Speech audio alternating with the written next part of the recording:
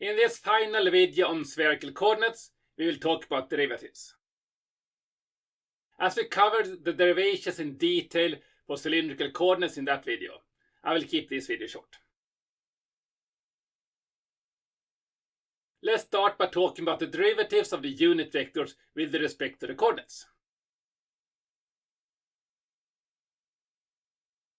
Let's take the partial derivative of r hat with respect to theta. This one can directly be identified as theta hat.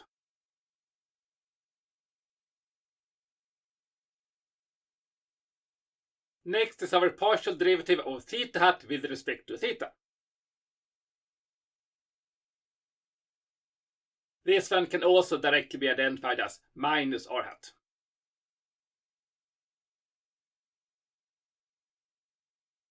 We continue with the partial derivative of r hat with respect to phi. Both terms contain sinus theta, and this part can be identified as phi hat.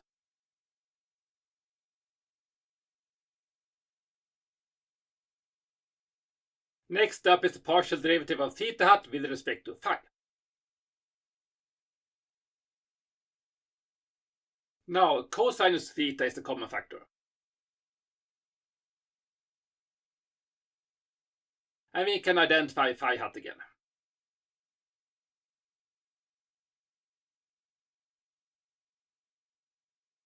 Finally, we have the partial derivative of phi hat with respect to phi. Let's analyze this one visually. We can draw it as the green arrow in the figure. We can see that if theta is 90 degrees, the green vector, the phi is minus r hat. If theta is 0 degrees, the phi is minus theta hat. For any value in between, we can get it by the equation for the rotation as minus sinus theta r hat minus cosinus theta hat.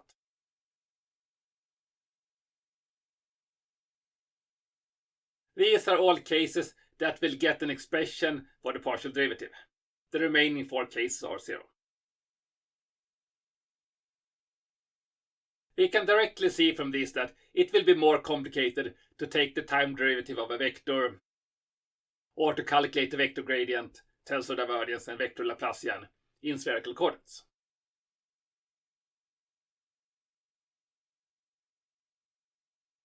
As a quick demonstration, let us calculate the time derivative of the position vector. As r hat varies with time, we need the product rule here. Then we need to apply the chain rule for partial derivatives to the total derivative of r hat. We can then insert our newly derived expressions for the derivative of the unit vectors. This is the velocity in spherical coordinates. We will leave it here for this video, but it is a good exercise to calculate acceleration as well. Our next topic is the gradient in spherical coordinates. Here, we did derive a general expression for the gradient in the cylindrical coordinates video. Use that 1 is r, 2 is theta, and 3 is phi, and rename the indices. Remember, to calculate the gradient, we take a small step in each direction. Let's illustrate it for the theta direction. The actual length of this step is the scaling factor h theta times the small step delta theta. As we divide by the step length in the derivative, this is the source for the 1 over h term.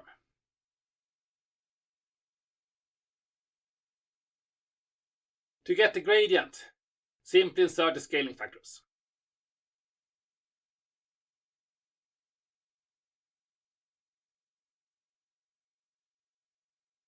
We will directly continue and set up the expression for the divergence as well. Start with the general case. Rename the indices to r, theta and phi.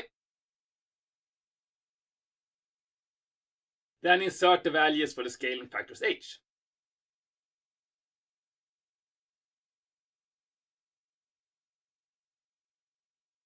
These selected factors are constants in the partial derivative and can be placed in front.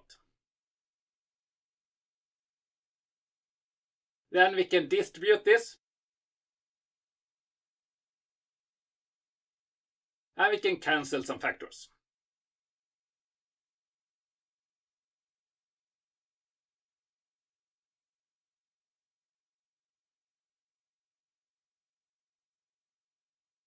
This is our divergence in spherical coordinates. Let's continue with the curl. Start from the general expression. Rename the indices to r, theta and phi. And insert the scaling factors h.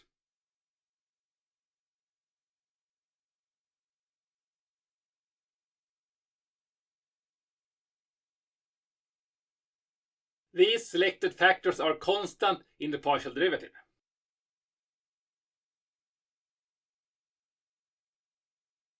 R will cancel.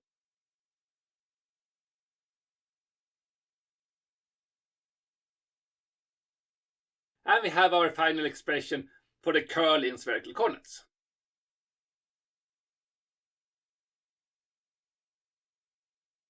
The final one we have a general expression for is the scalar Laplacian. Rename the indices to r, theta and phi. And insert the scaling factors.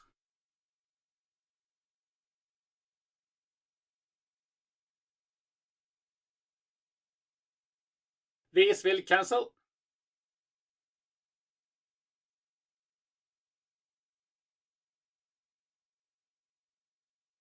These are constants according to the partial derivative. Distribute.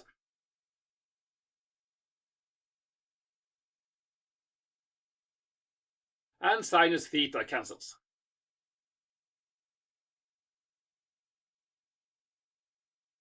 This is the final expression for the scalar Laplacian.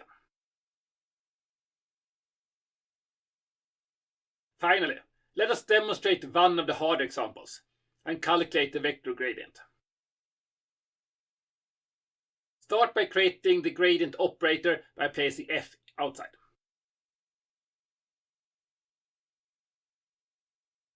And replace f with the vector b, which in the denominator layout turns it directly into the dyadic product. Assume that b is a general vector with a contribution in all directions.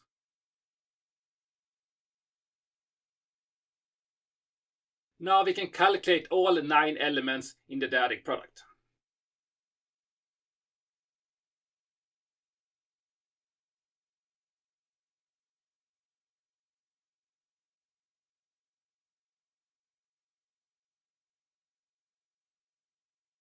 Use the product rule for all these.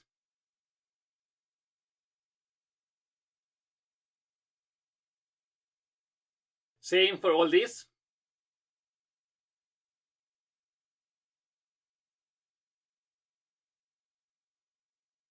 And for all these.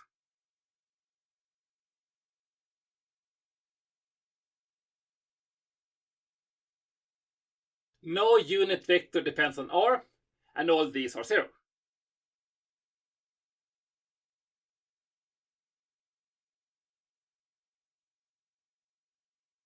Insert expressions for the derivative of these unit vectors. Note that phi hat does not depend on theta.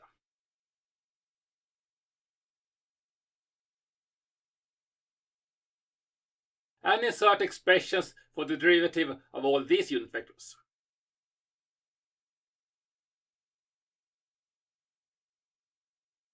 Sinus over sinus is 1, and cosinus over sinus is the cotangent.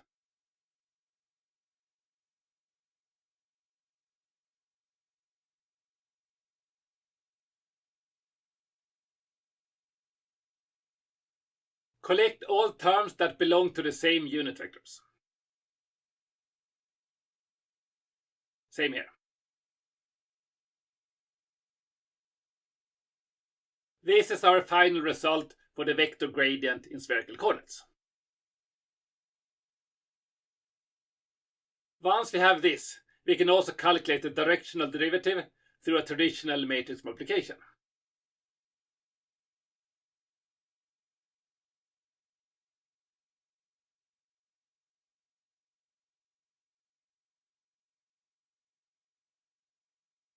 The directional derivative of a scalar can be obtained directly from the gradient in spherical coordinates.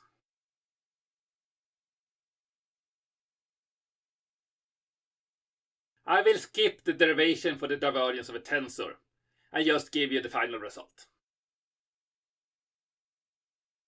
If you want to know the principle for how to do this, watch the cylindrical coordinates video, where I did the full derivation and also showed the vector gradient in more detail.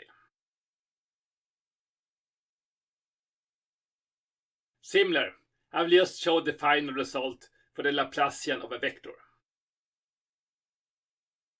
To derive this one, insert the vector gradient into the expression for the divergence of a tensor. To use this expression, you need the Laplacian of a scalar, which we derived earlier in this video. This will be the end for this video. In the future, you will likely just look these up in the formula sheet. Thank you.